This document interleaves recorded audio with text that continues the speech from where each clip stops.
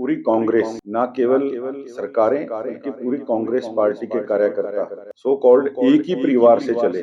गांधी परिवार दिल्ली का, और मैं भी कहूंगा छदम गांधी परिवार, उसके रिमोट से चलने वाले लोग हमें ये नसीहत ना दें। तो राहुल जी की इन खोखली बातों से मैं समझता हूँ, दूसरों को तो कह रहे हैं खोखले भाषण, राहुल जी को इन खोखली बातों से बचना चाहिए। प्रधानमंत्री नरेंद्र मोदी के भाषण को खोखला बताकर नेता प्रतिपक्ष राहुल गांधी भाजपा के निशाने पर आ गए हैं।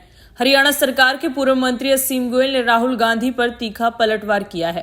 मीडिया के सवालों के जवाब देते हुए असीम गोयल ने कहा कि राहुल गांधी सबसे पहले भारत को जाने और अपने पूर्वजों द्वारा किए गए कर्म कांडों को जाने कि किस प्रकार इनके पड़नाना ने भारत के हितों की बलि दी थी, किस प्रकार इंदिरा गांधी विदेशी ताकतों के सामने सरेंडर कर गई थी और ये उन्हें आयरन लेडी कहते हैं। ऐसे में राहुल गांधी को इन खोखली बातों से बचना चाहिए। राहुल जी को मैं अक्सर भी कहता रहता हूं कि उनको पहले भारत को जानना होगा। भारत को जानने के साथ अपने पूर्वजों के किए हुए कर्मकांडों को जानना होगा। किस प्रकार से माउंट बेटन के आगे आपके परनाना जी भारत के हितों की बलि चढ़ा के आए थे।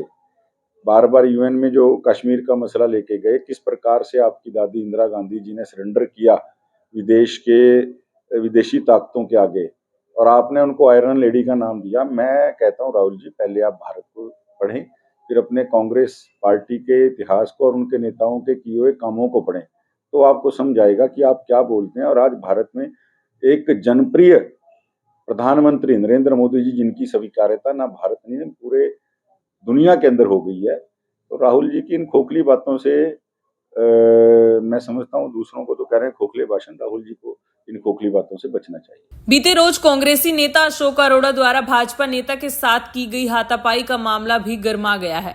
अशोक अरोड़ा द्वारा भरी सभा में महिलाओं के सामने ही अभद्र भाषा का इस्तेमाल करने को लेकर पूर्व मंत्री असीम गोयल ने प्रतिक्रिया दी।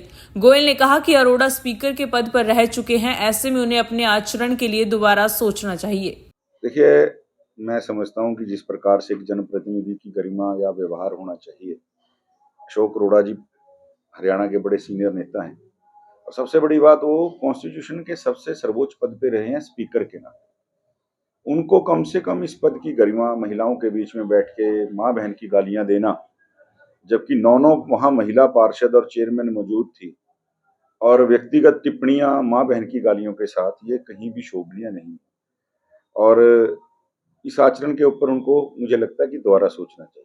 बीते रोज दीपेंद्र हुड्डा ने भी हरियाणा सरकार को दिल्ली के रिमोट से चलने वाली बताया था, जिसे लेकर पूर्व मंत्री असीम गोयल ने दीपेंद्र हुड्डा को भी खूब घेरा। असीम गोयल ने कहा कि हुड्डा साहब सत्ता में नहीं है, यह उनका दर्द है, लेकिन वो ये भूल रहे हैं कि पूरी कांग्रेस एक ही परिवार के कहने से चलती रही है। गांधी परिवार के रिमोट से चलने वाले हमें नसीहत ना दे। हुड्डा साहब सत्ता में अभी नहीं है, मैं समझ सकता हूँ उनका दर्द, उनका मर्म, लेकिन पूरी कांग्रेस ना केवल सरकारें बल्कि पूरी कांग्रेस पार्टी के कार्यकर्ता सो कॉल्ड एक ही परिवार से चले। गांधी परिवार दिल्ली का, और मैं भी कहूंगा छदम गांधी परिवार, उसके रिमोट से चलने वाले लोग हमें ये नसीहत ना दें तो अच्छा। अपने आप में देखिए, मैं समझता हूँ कि पहले ही वैसे तो ट्रांसफर का जो एक पूरा धंधा और रैकेट चलता था कांग्रेस के समय में, एक ट्रांसफर का अलग से जो मंत्रालय ही चलता था, मैं मानता हूँ मनोहर जी ने उसकी जड़ों के अंदर मट्ठा डालने का काम किया। माननीय मनोहर लाल जी ने एक बड़े सख्त निर्णय लेते हुए हरियाणा को नई दिशा दी, और आज नायब जी ने उसके अंदर और बड़ा कदम बढ़ाते हुए, बड़ी छलांग लगाते हुए उस ऑनलाइन ट्रांसफर पॉलिसी के अंदर से, अगर एक ट्रांसपेरेंसी के आधार के ऊपर भी, और एक बार बार प्रदेश के अंदर इस प्रकार की दिक्कतें ना आए, ट्रांसफर से अधिकारी अपना काम ढंग से कर सकें, तालमेल बना के कर सकें, ये जो नई एक पॉलिसी ड्राफ्ट हुई है, निश्चित रूप से ये बहुत बड़ा कदम है।